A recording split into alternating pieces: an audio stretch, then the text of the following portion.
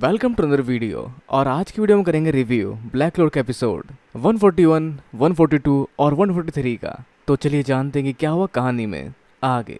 तो एपिसोड की शुरुआत हम देख पाते हैं आस्था और यूनो को जो बात कर रहे होते हैं। हम लोग फैमिली है ना, भले ही हम लोगों का ब्लड लाइन अलग अलग क्यों ना हो, पर जो भी हो हमारा रिश्ता किसी भी खून के रिश्ते से ज़्यादा स्ट्रांग है। जैसा कहने का कारण पूछता है यूनो आस्था से, जहाँ आस्था कहता है कि हम लोग साथ मिले और साथ में रहे। जहाँ जितने लोगों से मिलेंगे वो हमारे काफ़ी अच्छे दोस्त बन पाएंगे और उन सबको हम एक परिवार की तरह संजो कर रखेंगे। तो जहां हम अब बढ़ते हैं कहानी में आगे गोल्डन डाउन के हेडक्वार्टर की ओर, जहां सभी गोल्डन डाउन के मेंबर एक जगह इकट्ठा हुए होते हैं और शायद अपने मिशन की रिपोर्ट देने आए होते हैं। जहां वो लोग पूछ लेते हैं यूनो से, तुम काफ़ी ज़्यादा थक चुके होगे लगातार एक के बाद एक मिशन की वजह से। जहां उसका जवाब होता है कि नहीं, मैं ठीक हूँ, जो एकदम पेल एक्सप्रेशन के साथ बोलता है, जिसको देख के उसकी टीम का एक मेंबर काफ़ी हद तक बुरा मानता है उसके एटीट्यूड को देखकर। जहां उसे याद आता है कि उसने कहा था कि वो बनेगा विज़र्ड किंग, और अभी हाल ही में हुए एल्फ वाले इंसिडेंट में उसने और नाम कमाया एल्फों को हराकर, और सोचता कि अगर मैं एल्फ ना बना होता तो मैं भी साथ दे सकता था कैप्टन वेंजेंस का। लेकिन सच में वही एल्फ के लीडर बने हुए थे उस समय। तो आगे वो लोग रिपोर्ट करने पहुंचते अपने कैप्टन के पास। वैसे जिस बीच उसको समझाता है क्लॉस कि तुम्हें थोड़ा सा फ्रेंडली तरीके से बिहेव करना चाहिए, जैसे बात करते हुए एक दो जोक मार देना वगैरह वगैरह, पर सच में वो सब नहीं कर सकता। तो आगे उनकी मीटिंग होती है कैप्टन वेंजेंस के सामने, तो जहाँ वो उनके पुराने मिशन की तारीफ करते हैं और उन्हें एक नया मिशन देते हैं। जो मिशन होता है सॉसी विलेज के जंगली सुअरों को जो कि बेकाबू हो चुके हैं काबू में लाने का, जिसको एलेक्डोरा कहता है कि मैं अकेले कर सकता हूँ उस मिशन को। पर वो नॉर्मल सुअर होते तो वो कर सकता था, लेकिन रिपोर्ट के हिसाब से वो सुअर काफ़ी खतरनाक है, क्योंकि वो काफ़ी तक देखने में लग रहे हैं एक मैजिकल बीस्ट की तरह जिनका शरीर आग की लपटों में ढका हुआ है। तो यहाँ मौजूद सभी लोगों को इकट्ठा ये मिशन मिलता है जिसको लीड करता है एलेक्डोरा। तो ये लोग पहुंचते हैं साइट पे, जहाँ पर लोग देखते हैं इस बार गोल्डन डॉन आया है, जहाँ उन्हें उम्मीद नहीं थी कि गोल्डन डॉन आएगा इस मिशन में। उन्हें लगा मे बी ब्लैक बुल्स आएगा, और बच्चों को भी काफ़ी उम्मीद थी क्योंकि वो मिलना चाहते थे आस्था से, जिन्होंने लास्ट टाइम यहाँ कुछ बुरे लोगों को हराया था जो आई ऑफ मिडनाइट के लोग थे, और साथ ही जंगली सुअरों को भी उन्होंने हराया था। तो आगे मिशन शुरू होता है जहाँ ये जगह का मुआयना करना शुरू करते हैं और ठानते कि हराएंगे इन जंगली सुअरों को कि इससे पहले ये गांव वालों को चोट पहुंचा सके। जहाँ यूनो कहता है कि लेकिन इससे पहले मैं जानना चाहिए कि क्या रीज़न है जिस वजह से ये हिंसक होते चले जा रहे हैं। लेकिन इनका इंचार्ज कहता है कि मुझे इंचार्ज बनाया है, तुम्हें नहीं। जिसके बदले यूनो कहता है अगर सिर्फ इनको हराने का मिशन होता तो ब्लैक बुल्स वाले भी ये कर सकते थे। जिस वजह से एलेक्टोरस को कहता है कि जाओ, अगर तुम सही हो तो प्रूफ करके दिखाओ ये। और जहाँ बाकी लोग लग जाते हैं इन सुअरों पे हमला करने में और उनको हराने में अपने अपने मैजिक एट्रीब्यूट्स के साथ, जो देख के काफ़ी क्रूअल और थोड़ा सा बुरा लगता है इन जंगली सुअरों के लिए। जिनमें से एक सुअर को यूनो भी हराता है और देखता है कि उसके मुंह पे लगा हुआ है कोई फल का रस, और आगे जाके मुआयना करता है एक नई जगह का, जहाँ रीज़न सामने आता है इनके हिंसक होने का, वो फल जो वो खा रहे हैं। तो जिसको लेकर इनकी टीम डिसाइड करते हैं कि अब इन्हें उन पेड़ों को ठिकाने लगाना पड़ेगा। और जिस रीज़न को सुनकर गांव वाले काफ़ी खुश होते हैं कि इन लोगों ने उसके रीज़न को सॉल्व कर दिया और पूरी समस्या जड़ से हल हो गई, जहां शायद इन्हें दोबारा नहीं बुलाना पड़ेगा।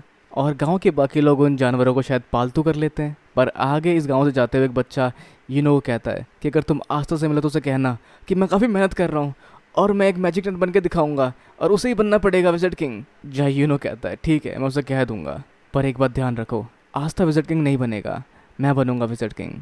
तो वो लोग वापस पहुंचते अपने हाइड आउट में और उन्हें पता चलता है कि इन्हें आराम करने का मौका भी नहीं मिलने वाला, क्योंकि एक और मिशन आ चुका है जहां एक नया डंजन सामने आया और किसी बंदे ने उस पर कब्जा कर लिया, तो तुम्हें उसको हराना है। वैसे वो डंजन है डायमंड किंगडम के बॉर्डर पर, जिस एरिया का नाम है किटिन, और ये वही जगह है जहाँ डायमंड किंगडम वालों का इन्फ्लुएंस थोड़ा ज़्यादा होता है। पर हाल ही में कुछ स्पीड किंगडम के लोगों को भी यहाँ देखा गया, तो इसमें कोई दोहराया नहीं कि स्पीड किंगडम वाले लोग भी वहाँ देखे जा सकते हैं। तो ये एक इमरजेंसी है जहाँ वैसे वो ये भी चाहते हैं कि लैंग्रेज इस मिशन को लीड करे, लेकिन वो मना कर देता है क्योंकि उसके घाव तक भरे नहीं है।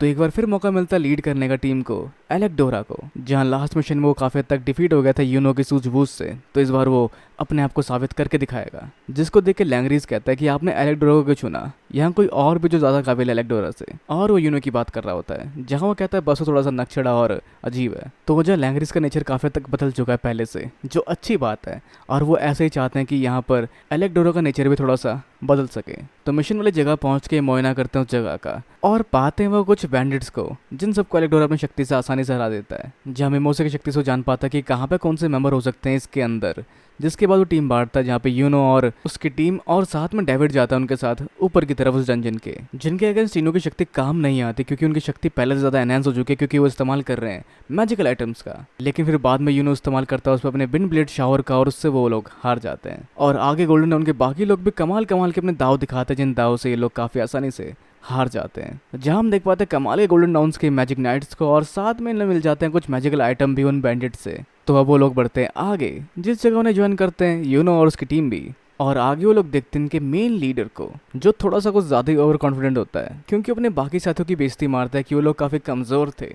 मैंने उन्हें गलती मौका दिया। जहाँ ये ज़्यादा पावरफुल हो सकता है क्योंकि ये है फॉर्मर सीनियर मैजिक नाइट, मतलब पहले एक सीनियर मैजिक नाइट हुआ करता था। तो जिसके अगेंस्ट वार करना शुरू करता है एलेक्डोरा, लेकिन इसके वारों को काउंटर करके वो अपना ब्लैक अर्थ मैजिक जोड़ देता है, जो उसकी स्पेशलिटी होती है, जिसके वजह से इसका सैंड मैजिक उसके लिए काफ़ी अच्छा पार्ट साबित होगा। और उसका वार उसी पर दोबारा उल्टा पड़ जाता है और ये लीडर जख्मी हो जाता है। वैसे एक तरफा मुकाबला भी होता है इन दोनों का, क्योंकि उसके पास होते हैं मैजिकल आइटम्स, पर जिसके अगेंस्ट बाकी गोल्डन डॉन के मेंबर अपना हमला करते हैं, जिन सभी को काफ़ी आसानी से डॉच कर लेता है और दिखाता डिसअपॉइंटमेंट कि कितने कमज़ोर हो चुके हैं पहले की तुलना में आपके मैजिक नाइट्स। पर फिर सामने आता है विलफुल कंपास और डाइस मैजिक, जिस सबको वो अब्जॉर्ब कर लेता है अपने एक लोटे में, जो इस डंजन में मिला एक मैजिकल आइटम है जो सारे मैजिक को अब्जॉर्ब कर लेता है। जिसके अगेंस्ट यूनो अपने स्पिरिट मैजिक का इस्तेमाल करता है, लेकिन वो भी अब्जॉर्ब हो जाता है इसके अंदर।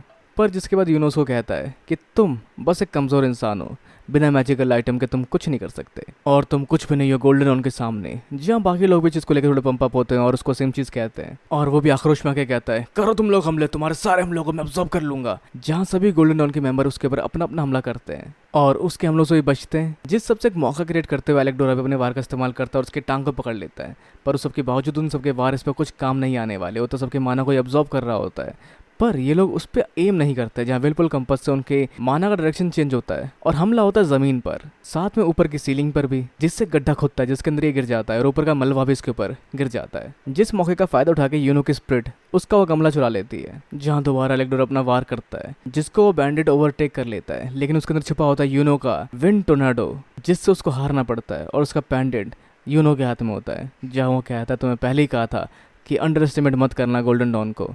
तो आगे इस मिशन के ओवर होने के बाद तारीफ करते हैं गोल्डन डॉन के कैप्टन एलेक्डोरा का, लेकिन जहाँ वो कहता है कि एक पॉइंट के बाद मैं लड़ने लायक नहीं था और ये मिशन कामयाब हुआ बाकियों की वजह से। और वो पूछते हैं क्या वो यूनो था, लेकिन जहाँ यूनो कहता है ये सब काम आया बस इनके डायरेक्शन के वजह से, जहाँ इन्होंने जो कहा मैंने बस वही किया। जिसको लेकर एलेक्डोरा कहता है कि तुम मुझे क्यों बचा रहे हो, जहाँ यूनो कहता है कि मैं बचा नहीं रहा, मैं बस सच बोल रहा हूँ। जिस पे एलेक्डोरा का कहना होता है मैं तुम्हें कुछ नहीं मानता था क्योंकि तुम एक पीजन थे और ऐसे बहुत सारे लोग और इस टीम में जो तुम्हें कुछ नहीं मानते, फिर भी तुम हमें क्यों बचा रहे हो।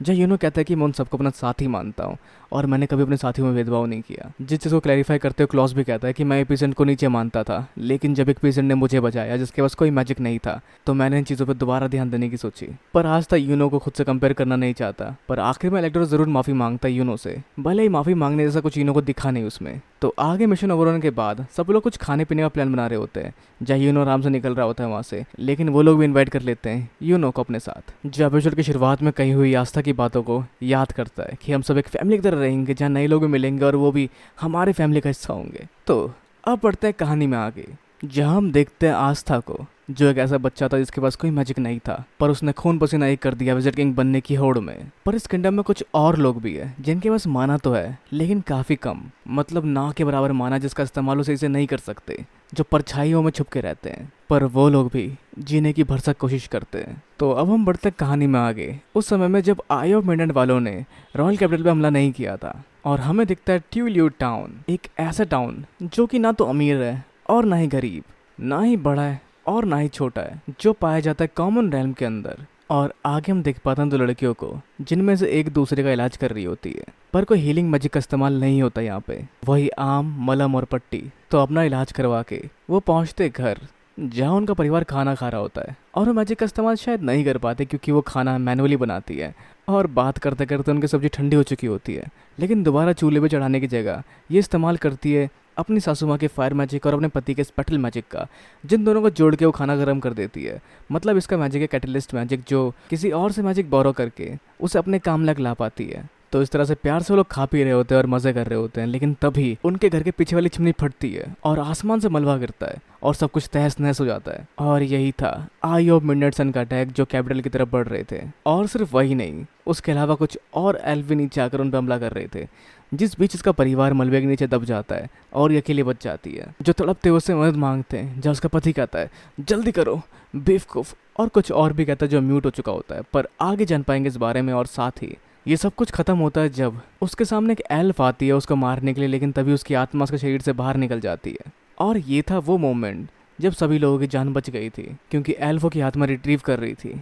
पर इस सब के कुछ दिनों बाद ये जगह तहस नहस थी, लोग मारे गए थे और कुछ ने अपना पूरा परिवार खो दिया। जहाँ डाजू, जिसने कि अपना पूरा परिवार खो दिया था, उसके सामने ये लेडी आती है और उसको अखबार में वो खबर दिखाती है जिसमें इसका कारण बताया जा रहा था आस्था को। जहाँ वो एक्सप्लेन करते कि र्यूमर के हिसाब से किसी को डेविल ने पोजेस किया था और उसे काफ़ी कमाल की पावर मिली थी और उसके बाद ये सब कुछ हुआ, जिसके पीछे डाजू को भी फील होता है मेरा पूरा परिवार एक डेविल की वजह से मारा गया। पर जिसके बाद हम आगे देख पाते हैं वो फेस जबकि परमिशन मिली थी आस्था को कुछ और समय के लिए, क्योंकि वो लोग हराने वाले थे डेविल को। लेकिन ये सब डोमिनाटी के लिए भी आसान नहीं था। जहाँ उसकी टीम का कोई मेंबर कहता है कि आपने 6 महीने और दे दिए उन डेविल के सर्वेंट को, आस्था और नैरो को, जिसके बदले डोमिनाटी कहता है कि हमारी टॉप प्रायोरिटी है मैजिक नाइट्स और हार्ट किंगडम का साथ देना भी, ताकि हम सामना कर सके स्पेड किंगडम के डेविल्स का। पर पता नहीं क्यों लगा पड़ा आस्था को मरवाने के लिए, क्योंकि जहाँ ये कहता है कि आपको ये करना सही लगता है, पर डोमिनाटी का कहना होता है प्रायोरिटी भी मेन ही है, ये भले ही मेरी मर्जी हो या ना हो उसमें।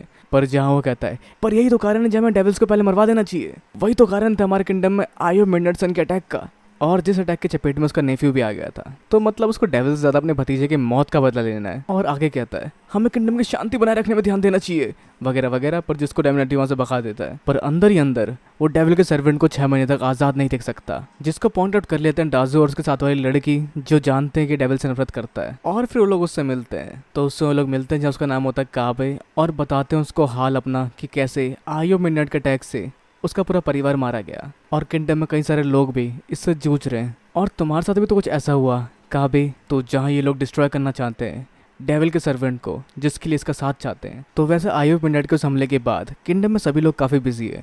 जब विजिट किंग को बहुत सारे पेपर वर्क करना पड़ रहा है, तो बाकी लोगों को ट्रेनिंग करनी पड़ रही है ताकि वो एज अ मैजिक नाइट और पावरफुल बन सके और काफी हद तक सामना कर सके स्पेड किंगडम के डेविल्स का। जैसा कुछ सेम ब्लैक बुल्स वाले भी कर रहे होते हैं, जहाँ आस्था नोएल साथ में ट्रेनिंग कर रहे होते हैं। जहाँ नोएल थक जाते हैं, लेकिन आस्था को भी और ट्रेनिंग करनी होती है, और नोएल के जाने के बाद वो शुरू करता है क्रंचेस मारना। तो वैसे जहाँ नोएल रेस्ट कर रही होती है वहाँ पे आते हैं गोचे और फिंडल भी, और गोचे जाता है नहाने के लिए क्योंकि उसको मिलने जाना अपनी बहन से। तो आगे नोएल देखते हैं कि आस्था भी ट्रेनिंग कर रहा है, और जिसको देख के वो सोचते कि कम से कम चलो उसके लिए एक सैंडविच बना के लिए चलो। तो कहानी के दूसरे फेज में हम देख पाते हैं कुछ लोग उठाने आए हैं मैरी को, जिसको बचाने के लिए कुछ और बच्चे भी आगे आते हैं, और साथ में कुछ लोग बुलाने जाते हैं सिस्टर को। पर वहाँ मौजूद होता है वो स्नो वाला बच्चा जो कि बचाने के लिए सामने खड़ा होता है इन बच्चों को, और इस्तेमाल करता है स्नो क्राई मैजिक का, जिनको अपने शील्ड से डॉच कर लेते हैं लोग। और तभी पीछे से दूसरा बंदा आता है जो उसे वार करता है, जिसका माना ये सेंस नहीं कर पाया, और बाकी बच्चों को रोककर ये पकड़ के ले जाते हैं मैरी को हथकड़ी डाल के उसके हाथों में, जिसको रोकने और बचाने के लिए बाकी गांव वाले भी आते हैं। लेकिन उससे पहले लोग वहां से निकल चुके होते हैं। जहां मदद के लिए चिल्लाती है भैया बचाओ, जो ऑलमोस्ट गोचे को फील होता है क्योंकि उसे लगता है कि उसकी बहन ने उसको आवाज़ लगाई। जिस समय उसके सामने खड़ी होते हैं नोएल एक सैंडविच लेकर जो उसने बनाया आस्था के लिए, जिसको खा के आस्था मर भी सकता है। तो गोचे वहां से निकलता है फिनल के साथ स्पेडल मैजिक का इस्तेमाल करते हुए, और वहाँ मौजूद बाकी लोग बात कर रहे होते हैं आस्था के बारे में कि इसके पास कोई मैजिक नहीं है, उसके बाद भी मैजिक नाइट बन पाया तो पक्का ये कुछ और नहीं बस डेविल का नौकर ही है। जहाँ वो आगे का प्लान एग्जीक्यूट करेंगे अपने प्लान के हिसाब से, तो उस प्लान के हिसाब से कोई गिरता पड़ता उनकी तरफ आता है, जिसकी मदद करने के लिए आस्था आगे बढ़ता है, और साथ में नैरो भी वहाँ आ जाती है। पर तभी एक मैजिकल पोशन का इस्तेमाल करते हैं जिससे आसपास धुआं हो जाता है। तो वैसे यहाँ पर इन लोगों ने सिर्फ आस्था को देखा था, पर नैरो भी यहाँ आ चुकी है, मतलब एक तीर से 2 शिकार हो चुका है इनका। और नैरो के सीन को देख के समझ पाते कि इसने भी कोई फॉर्बिडन मैजिक का इस्तेमाल किया है, और इन्हें पकड़ने आ चुके होते हैं यहाँ पर। तो जिनमें से एक आस्था को पकड़ने आता है, लेकिन आस्था उसका हाथ पकड़ लेता है, जहाँ आस्था की मसल की पकड़ में आकर उसको दर्द होना शुरू हो जाता है। पर दोनों बेहोश होने वाले होते हैं, जहाँ आस्था कहता है नैरो को छोड़ दो, और नैरो अपने सीलिंग मैजिक से आस्था के ऊपर लगे ट्रैकर को अनलॉक करके खुद पहन लेती है। पर उसी समय वहाँ नोएल भी आ जाते हैं जो इस्तेमाल करती है या इस्तेमाल करने जा रही होती है सी ड्रैगन रॉर का, जिसको अपने मैजिक से रोक देते हैं, और उसकी आंखों में धूल झोंक कर वहाँ से भागने की कोशिश करते हैं। पर नोएल अपने बलकारी आर्मर के साथ उनका पीछा करती है, जहाँ सामने आता है वाटर क्रिएशन मैजिक सी ड्रैगन्स बॉर्डर वॉल, जिससे उनमें से एक के हाथ से आस्था छूट जाता है, और बचने के लिए वो लोग आस्था को वहीं छोड़कर आगे निकलते हैं, जहाँ पे अपने आप को गायब कर लेते हैं। लेकिन नोएल उनकी माना को फील नहीं कर पाती और नहीं डिटेक्ट कर पाती कि कहाँ हो सकते हैं वो। पर जाने से पहले लोग कहते हैं कि हम डेविल वेनेशर और हम डेविल्स को मार देंगे। तो वहीं गोचे भी जान पाता है कि मैरी को किसी ने किडनैप कर लिया है। तो अब कहानी में आगे डेविल वेनेशर की फौज पहुंचती है अपने बेस तक, जिन्होंने मैरी को पकड़ लिया है, और साथ में उनके नैरो। पर किस तरह से बच गया आस्था, लेकिन अभी वो होगा गहरी नींद में। तो जिसको एग्जामिन कर रहे होते हैं रॉयल कैपिटल के ओवन चाचा, जहाँ के अपनी अभी मार्क्स को घसीटते हुए लेकर आते अपने साथ, ताकि वो मेमोरी चेक कर सके कि क्या हुआ था आस्था के साथ। तो वैसे आस्था किसी स्पेल के वजह से नहीं सो रहा, वो एक मैजिकल पोशन के वजह से सो रहा है। और कुछ समय बाद उसका आराम से होश आ भी जाएगा। तो मतलब वो लोग इसको मारना नहीं चाहते थे, वो लोग बस इसको बेहोश कर रहे थे। तो एग्जैक्टली क्या हुआ वो जानने के लिए आ गया था मार्क्स। और कहानी के दूसरे फेज में घसीटी जा रही है सिस्टर गोचे क्या तो, क्योंकि वो दोबारा नहीं बचा पाई मैरी को, और दोबारा मैरी को कुछ लोग उठा के ले गए। पर सिस्टर उसके लिए करती भी क्या, वो उस समय मौजूद भी नहीं थी वहाँ पर। तो आगे इस बंदे को होश आता है, जिसको पकड़े गोचे पूछता है कहाँ है मैरी, बताओ मैं तुम्हें मार दूंगा। और वो कहता है कि मैरी को पता नहीं कुछ मास्क पहने लोग अपने साथ उठा के ले गए, वो खुद को डेविल वेनेचर कह रहे थे। और क्या कहा, जहाँ सब कुछ उसको याद तो नहीं, लेकिन वो बताता है कि उन्होंने कहा था कि हम दोबारा इंसाफ के पल्ले को सीधा कर देंगे, अंधेरे से रोशनी की ओर बढ़ेंगे। और स्केल सुन के एक ही बंदे की याद आती है गोचे को। पर आगे कहानी हम देखते हैं मेमोरी आस्था की, और जान पाते हैं कैसे लोग पकड़े गए। और नेहरू भी बताते हैं जो उसने ऑब्जर्व किया कि उन लोगों का मैजिक ज़्यादा पावरफुल नहीं थी, और शायद इस वजह से भी ब्लैक बुल्स के बाकी लोग उन्हें फील नहीं कर पाए, और इसलिए शायद हेनरी की नींद भी नहीं खुली, जिससे काफी गुस्से में होता है कैप्टन यामी कि एक तो उन्होंने मेरे बेस में हमला किया जब मैं वहाँ मौजूद नहीं था, और साथ ही मेरे स्क्वाड मेंबर को भी उठा के ले गए।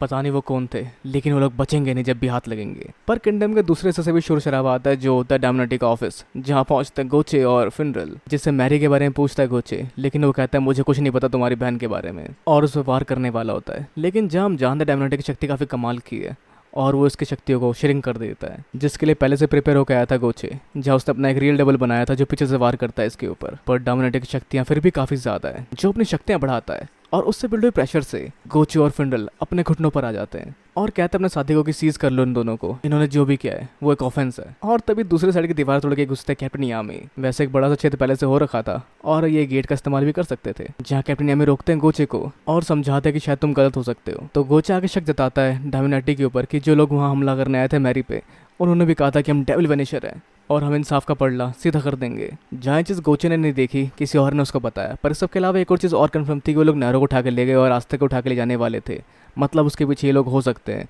लास्ट टाइम के ट्रायल के अकॉर्डिंग। तो डोमिनेटी अपने आप को इनोसेंट प्रूव करने के लिए मार्क्स को कहता है कि मेरी मेमोरी चेक करो और अगर मैंने इनोसेंट निकला तो तुम्हें उसका हर जाना भुगतना पड़ेगा। और डोमिनेटी इनोसेंट निकलता है जहाँ सजा हो सकती है गोचे को, और गोचे सारी सजा भुगतने के लिए तैयार है, बस पहले वो मैरी को बचा ले। पर डोमिनेटी ने ऐसी कोई कंडीशन नहीं रखी थी कि पहले तुम अपनी बहन को बचाओगे, मतलब पहले उसको सजा होगी। पर उससे पहले उसको रोकता है कैप्टन यामी और पूछते हैं उस बंदे के बारे में जो कि उनसे बात कर रहा था डेविल्स के सर्वेंट को सजा देने की, वो यहाँ दिखाई नहीं दे रहा। और तभी कॉल आता है विजिट किंग का और वहाँ पहुँचता है नोजल सिल्वा, जिन्हें मिला सिग्नल उस ट्रैकर से जो कि आस्था के हाथ में था, जिसको एंड मौके पे खोल लिया नेरो ने और अपने हाथ में पहन लिया। जो सिग्नल कॉमन रेल्म के ट्यूलिव टाउन से मिल रहा है, तो इन्हें जाना है ट्यूलिव टाउन में, लेकिन जहाँ नहीं जा सकता फिनरल क्योंकि वो कभी वहाँ गया नहीं है, तो उन्हें झाड़ू का इस्तेमाल करना पड़ेगा। वैसे जिस पार्ट में गोल्डन कहता है गोचे से कि तुम मेरे दोस्त हो और तुम्हारी बहन मेरी बहन, पर गोचे को बात पसंद नहीं आती कि मैरी तुम्हारी बहन बिल्कुल नहीं है, तो वैसे गोचे को भी डोमिनेटी जाने देना नहीं चाहता। तो जब विजिट किंग कहता है कि मैंने ब्लैक बुल्स को कहा था नेरो पर नजर रखना, तूने वो काम करने देना चाहिए और नेरो को वापस लाने तक तुम्हें अपना जजमेंट रोकना पड़ेगा, जैसा वो रिक्वेस्ट करता है डोमिनेटी से। तो ये चीज़ ट्रायल से काफ़ी तक अलग होगी, जहाँ पर कैप्टन यामी और बाकी लोग तैयार होते हैं और बढ़ते हैं आगे ट्यूलिव गांव की तरफ। तो वैसे अलग इसलिए होगी क्योंकि इसके बाद हो सकता है कि कैप्टन यामी की टीम वालों को भी सजा हो सकती है। तो वैसे उस सफर में उनके साथ नोजल भी जाता है और ये लोग साथ बढ़ते हैं उस गांव की ओर और वहाँ उन्हें देखते हैं आयो मिडनाइट के हमलों के अवशेष जो अब तक पड़े हैं वहाँ पर। तो आगे उनके बेस पे वो सारे टैक्टिक का इस्तेमाल करते हैं ताकि उनका माना ट्रैक ना हो, भले ही यहाँ तक कोई पहुंचेगा नहीं, लेकिन फिर भी जस्ट इन केस। तो जिस वजह से इन लोगों को भी सावधान रहना पड़ेगा। तो आगे ये लोग पहुंच जाते हैं ट्यूलिव टाउन में। तो ये लोग बढ़ते हैं वहाँ से अलग अलग टीम में गाँव में पूछताछ करने के लिए, जहाँ पर कैप्टन यामी और फिंडल साथ में होते हैं और वो देख पाते हैं दूरदर्शा इस टाउन की, जहाँ साथ ही वो प्लान भी करते हैं कि हमें जगह रिस्टोर करवाने के लिए लोगों को भेजना पड़ेगा। और आगे इन्वेस्टिगेट करते हैं कि यहाँ पे कई सारी कब्रें और देखी जा रही है। ये सब कुछ आई ऑफ मिडनाइट के हमले के वजह से हुआ, जहाँ सामने उनको दिखती है डासू, जिसके साथ एपिसोड एंड होता है। तो क्या होगा आगे, क्या वो करेंगे पूछताछ दादू से और जान पाएंगे आगे का हाल, या फिर डाजू ने भटकाएगी? जानने के लिए वेट करना पड़ेगा इसके नेक्स्ट पार्ट का। और वैसे आप क्या सोचते हैं क्या हो सकता है आगे ब्लैक लोर के नए एपिसोड्स में? अपने विचार हमें चेक कमेंट बॉक्स में बिल्कुल ना भूलें। वीडियो को लाइक शेयर सब्सक्राइब करना भी बिल्कुल ना भूलें। मिलते हैं अगली वीडियो में। Sayonara and have a nice day.